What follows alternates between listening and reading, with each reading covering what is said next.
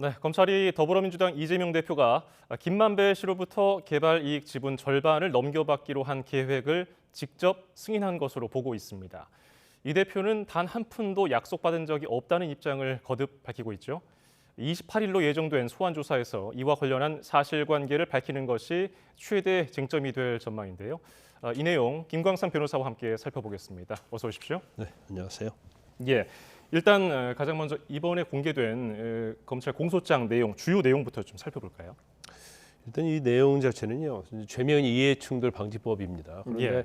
대장동 일당이 이제 우리가 보통 말하는 김만배, 그리고 남욱, 정영학, 유동규 이런 사람들이 있잖아요. 그래서 이런 사람들에 대해서 대장동 개발과 관련해서 그 제3자에게 내부 정보랄지 미공개 정보를 이용해서 이제 이득을 취하게 했다는 거예요. 그 이득이 이제 자그마치 한 8천억 가까이 됩니다. 그런데 지금 눈여겨서 봐야 할 대목은 이 공소장 내용 중에서 그렇게 하는 과정, 그러니까 대장동의 어떤 사업을 하는 과정, 그다음에 민간업자에게 이익을 몰아주는 과정, 이 과정에 있어서 이재명 대표가 승인한다거나 이제 지시를 했다는 내용이 가장 상당히 이제까지 한 번도 일당들의 얘기는 나왔지만 검찰이 이제 공식적으로 확인한 적이 이번이 처음이거든요. 그래서 예.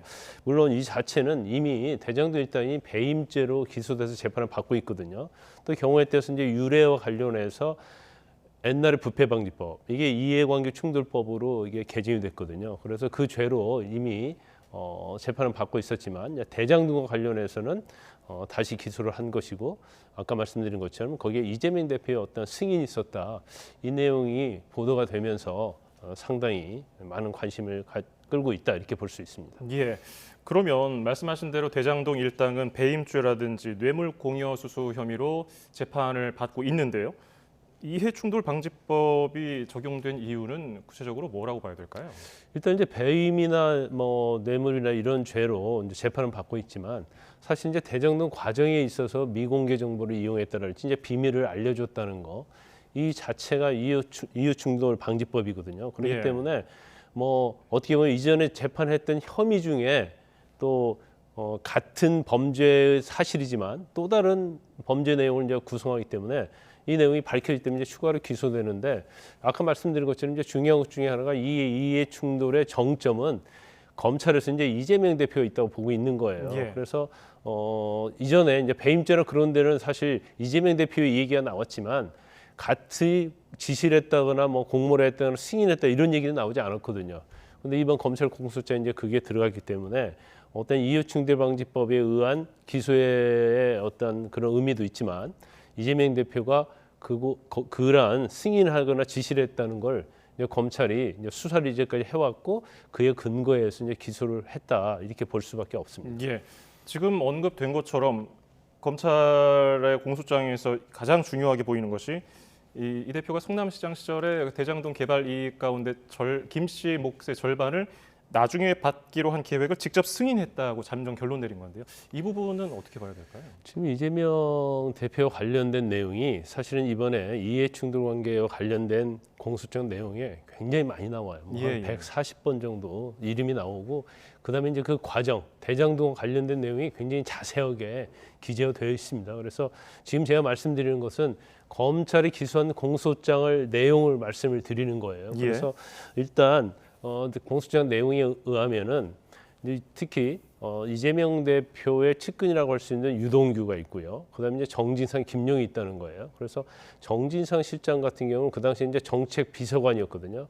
정책 비서관을 하면서 공약이랄지 시에 관련된 제반 업무를 다 보고받게 했고 시 산하기관과 관련해서도 이제 상당히 관리를 했다 이런 취지로 기재를 하고 있고 이제 김용 씨 같은 경우에는 원래는 이제 시의원이 아니었거든요. 그런데 이재명 대표가 도움을 줘서 시의원을 만들었다는 거예요. 그래서 성남시에서 활동을 하면서 이러한 사업들이 잘 되도록 의결될 수 있도록 이제 도움을 줬다는 거고요.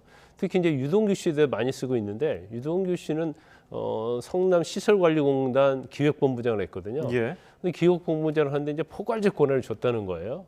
그래서 경우에 따라서 유동규가 하는 말이 내 말이다 이런 식으로 민간업자한테 얘기도 했다는 거고요. 그래서 유동규 씨의 어떤 포괄적 권한을 줘서 유동규 씨가 어떤 행위를 하면 그걸 정진상 씨 또는 이제 이재명 대표에게 직접 보고하는 형식이 이루어졌다는 건데 지금 이제 절반가량의 지분을 줬다는 얘기는 김만배 씨가 내가 가지고 있는 지분 이게 49%거든요. 예. 그러면 24.5%를 이재명 측에게 주겠다고 이렇게 얘기했다는 거예요. 그래서 이 얘기를 유동규에 했고 유동규가 정진상에게 이 얘기를 했고 정진상이 이재명 대표에게 이제 보고를 했고 예. 그래서 이재명 대표가 이 부분에 이제 승인을 했다는 거예요. 그래서 이제 천화동인 1호가 누구 것이냐에 대해서 굉장히 지금 논란이 있지 않습니까? 그렇죠. 근데 검찰이 공소장에 보면 이재명 대표가 그 지분이 24.5%를 승인했다고 보기 때문에 검찰은 이재명 대표가 어떻게 보면 이 내용이 정말이라고 한다면 이제 뇌물이 될 수 있는 거거든요. 예. 그래서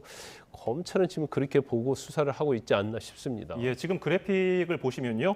김만배 화천대유 대주주가 유동규 전 성남도시개발공사 기획본부장에게 그리고 정진상 전 민주당 당대표 비서실 정무조정실장에게 그리고 이제 이재명 당시 성남시장이 승인을 했다는 겁니다. 이 순서인데 근데 가장 중요한 고리로 여겨지는 정진상 전 실장은 부인하고 있잖아요. 근데 검찰이 공소장에 적시했다는 것은 결국 이 유동규 씨 증언 외에 중요한 증거를 찾아냈다고 볼 수 있을까요? 원칙적으로 지금 저희가 화면을 보고 있는 것처럼 중간에 이제 정진상 실장은 다 부인하고 있거든요. 예. 그 경우에 따른 또 중간에 김용 전 시의원이 있어요. 그 김용도 부인을 하고 있어요. 그러면 사실 이재명 대표의 연결고리 찾기가 굉장히 어렵거든요. 그럼에도 불구하고 저렇게 공소장에 기재했다는 것은 과연 유동규 증언만은 가지고 뭐 사실은 유동규 증언만 있다 하더라도 이게 신빙성이 있으면 사실 증거로 채택될 수 있거든요. 예. 그렇기 때문에 유동규 진술이 신빙성이 있기 때문에 그거에 근거해서 그런 것인지 아니면 유동규 진술 이외에도 이를 뒷받침할 수 있는 다른 사람들의 진술이나 아니면 이제 물적 증거가 있어서 이렇게 기재를 했는지는 모르겠어요. 그렇지만 검찰은 수사한 바에 의하면 이재명 대표가 이제 승인했다고 보고 있는 거기 때문에 중간에 연결고리인 정진상 실장의 연결고리가 없어진다 하더라도 이 부분에 대해서 과연 검찰이 입증할 수 있는 자신이 있는지 어떤 것 무엇을 가지고 있는지 그 부분은 재판 과정을 좀 지켜봐야 할 것 같습니다. 예. 자, 시청자 여러분 지금 검찰 공소장 내용을 가지고서 김광산 변호사와 함께 이야기를 나누고 있습니다. 이 공소장에는요. 이 대표의 측근 그룹하고 민간업자들이 유착한 과정 이것도 자세히 담긴 것으로 알려져 있는데요. 검찰은 일단 대장동 개발 그 시작 단계에서부터 이미 대장동 일당과 유착한 것으로 보고 있는 거죠. 그렇죠. 지금 내용이 굉장히 상세하게 돼 있어요. 그래서 일부러 뭐 정진상, 유동규, 김용 이런 사람 측근을 이제 미리 배치를 해놨다는 거예요. 3명에 대해서. 그래서 결국 김만배랄지 남욱 등과 접촉을 해서 유착 관계를 형성하게 하고 그 과정에서 민간업자들에게 어떤 이익을 몰아주기 위한 여러 가지를 사실은 이재명 대표가 또 지시를 했고 이제 승인했다고 그렇게 공소장에 기재가 돼 있습니다. 그래서 이 사람들의 어떤 영향력하고 사실은 뭐 이 유동규나 정진상, 김용이 이건 뭐 이재명 대표 아무 상관이 없다. 사실 그렇게 얘기하면 이제 증거 확보에 굉장히 어려움에도 불구하고 지금 저렇게 얘기하는 것은 아마 유동규 씨가 굉장히 검찰이 협조적으로 나왔잖아요. 그래서 유동규 씨의 진술에 좀 근거했을 가능성이 크다. 물론 이것 자체가 증거로서 얼마나 영향력이 있는지 모르겠지만 그런데 유동규 진술 이외에도 아마 대장동과 관련된 사람들 또 시와 관련된 사람들 시설관리공단과 관련된 사람들 또 성남 도시개발공사와 관련된 이제 관계자들에 대해서 상당히 광범위하게 조사를 했을 거예요. 그래서 유동규의 어떤 증언과 부합되는 그러한 수사의 결과를 가지고 이제 이재명 대표를 겨누고 있는 것이 아닌가 이제 그렇게 생각해 볼 수 있습니다. 예. 그런데 그 검찰이 작성한 57쪽짜리 공소장에는 이재명 대표 이름이 앞서 그 변호사님 말씀하신 것처럼 무려 140번이 넘게 나오고요. 지시했다거나 승인했다는 표현도 10번 넘게 나오거든요. 그런데 공범으로는 적시가 되지 않았어요. 이건 어떻게 봐야 될까요? 근데 이제 공소장 내용을 그대로라고 한다면 이제 검찰이 공소장 내용을 어느 정도 확신했으니까 공소장을 기재를 했을 거 아니에요, 내용을. 그런다면 사실 이제 공범관계 되는 게 맞아요. 이제 그럼에도 불구하고 왜 공범관계로 적시를 하지 않았을까? 이제 그 부분은 상당히 좀 약간 의아한 부분이 있어요. 그래서 뭐 여러 가지를 얘기할 수가 있죠. 물론 뭐 이재명 대표에 대한 뭐 어떤 증거가 아직은 입증에 이를 만큼 확실하지 않을 수도 있다고 볼 수 있고요. 그 다음에 하나는 이재명 대표가 사실 아직 조사를 받지 않았잖아요. 예. 그래서 이재명 대표가 조사를 받기 전에 이미 공소장에다 이제 공범으로 적시해 버리면 이것은 기소를 하겠다는 것이 너무 명확해지거든요. 그런데 그런 측면에서 이재명 대표를 좀 의식했을 수도 있고요. 이제 또 하나는 뭐 검찰 입장에서는 이재명 대표를 소환하면서 사실은 어떤 뭐 패를 보여준다고 그러잖아요. 이제 그런 부분에 있어서 좀 숨겨놓으려고 어떤 수사의 어떤 전략적 차원 이런 여러 가지 가정을 좀 생각해 볼 수 있는 거죠. 예. 그 이재명 대표는 일단 대장동 위례신도시 특혜 의혹과 관련해서 검찰 출석 요구가 있었고요. 28일이니까 어느새 이번 주 토요일이네요. 이번 주 토요일에 이제 나가겠다고 예고를 했는데 이 부분 그 앞서 말씀하신 거 아직 검찰 조사가 이루어지지 않았으니까 이 대장동 지분 계획을 보고받고 승인했는지가 최대 쟁점이 될 것 같아요. 그렇죠. 일단 그 부분은 이제 대장동 일당이 배임죄로 기소돼서 재판받고 있잖아요. 예.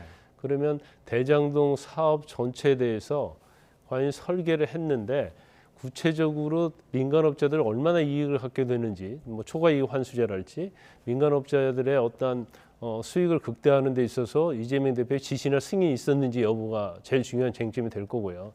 그다음에 이제 중요한 것 중에 하나가 이제 대장동 개발 이익과 관련해서 이익 분배에 있어서 이재명 대표가 거기에 관여를 했느냐. 지금 아까 말씀드린 것처럼 김만배가 가지고 있는 절반의 지분을 이재명 대표가 갖는 걸로 어떤 승인을 했느냐. 이 부분이 가장 검찰에서 조사하는 큰 쟁점이 될 겁니다. 예. 그런데 사실 검찰이 대장동 수사를 하면서 그 다시 수사를 하면서 꺼내들었던 게 불법 대선 자금이었지 않습니까? 그렇죠. 최측근이었던 김용 전 민주연구원 부원장이 대선을 앞두고서 남욱 변호사에게 8억대 경선 자금, 그러니까 정치자금법 위반 혐의를 받고 있는 건데 이재명 대표 계좌까지 들여다봤다고 알려져 있거든요. 이 부분은 어디까지 진행이 됐을까요? 이 진행을 좀 예측하기 쉽지 않아요. 왜냐하면 지금 정진상과 김용에 대해서 이제 뇌물죄로 이제 기소가 돼서 이제 재판을 받는 중이잖아요. 예, 그러면 그 돈이 대선이 됐건 아니면 성남시장 뭐 재선을 위해서 쓰였든 간에 그 돈의 어떤 흐름을 파악을 해야 하는데 사실은 그 돈이 유동규나 남욱으로부터 건너간 돈이잖아요. 근데 건너갔는데 지금 일단은 정진상이나 김용이 나는 돈을 받은 적이 없다고 그래요. 예. 근데 본인이 나는 받았는데 내가 알아서 썼다고 한다면 모르겠는데 아예 받는 것 자체를 지금 부인하고 있기 때문에 과연 검찰이 이재명 대표와 어떤 연결고리를 찾아냈는지 안 찾았는지 잘 알 수가 없어요. 그리고 예.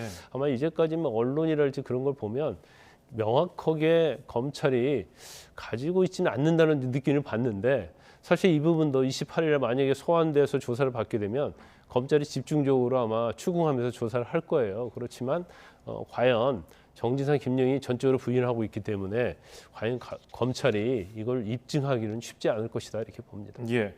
이번 주 토요일 28일에 검찰이 이재명 민주당 대표 조사를 마치면은 성남 FC 사건과 묶어서 구속영장을 청구할 거라는 전망이 나오는데 이 점에 대해서는 변호사님 어떻게 보세요? 원래대로 따진다고 하면 뭐 일반적으로는 이렇게 뭐 성남지청에 있고 중앙지검에 있지 않습니까? 예, 사건을 합쳐갖고 영장 청구하는 사례는 거의 없어요. 그런데 지금 야당 대표잖아요.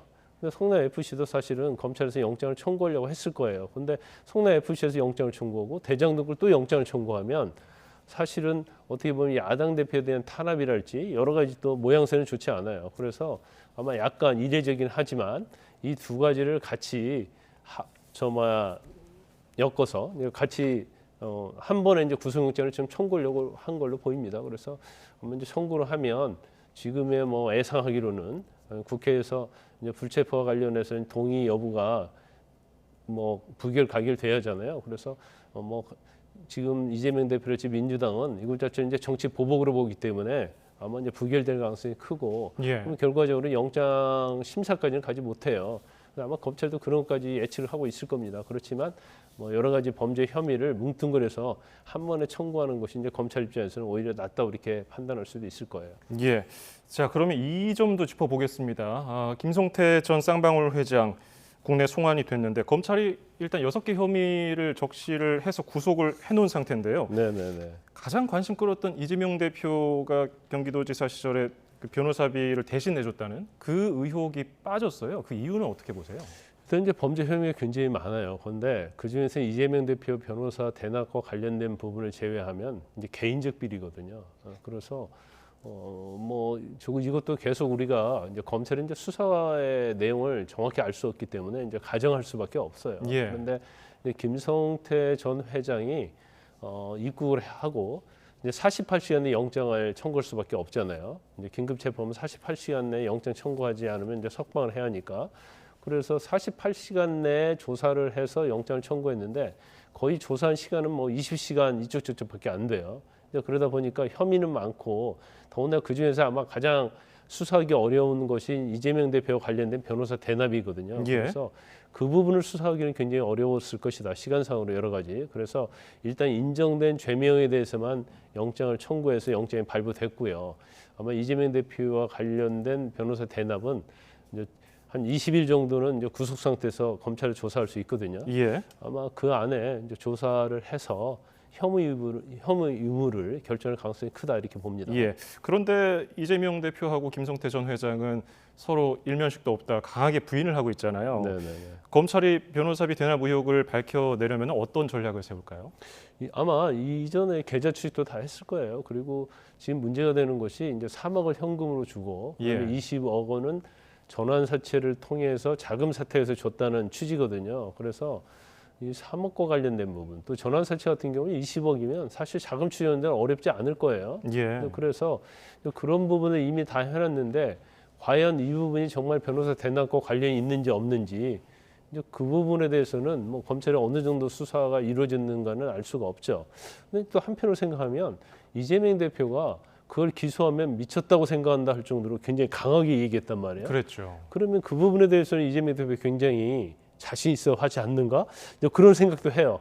그렇지만 결과적으로 이게 대한 증거랄지 연결고리가 있느냐 없느냐는 이제 검찰의 수사가 어느 정도 이루어졌는지를 저희가 외부에 있는 사람으로 알 수가 없기 때문에 예. 이제 추후에 20일 정도 지나면 아마 검찰이 김성태 씨를 기소할 거예요. 예. 이제 그때까지는 좀 봐야 할 것 같습니다. 알겠습니다. 오는 28일로 예정된 이재명 민주당 대표 검찰 소환 조사 관련해서 검찰 공소장 내용을 중심으로 주요 쟁점 살펴봤습니다. 김광삼 변호사였습니다. 고맙습니다. 네, 감사합니다.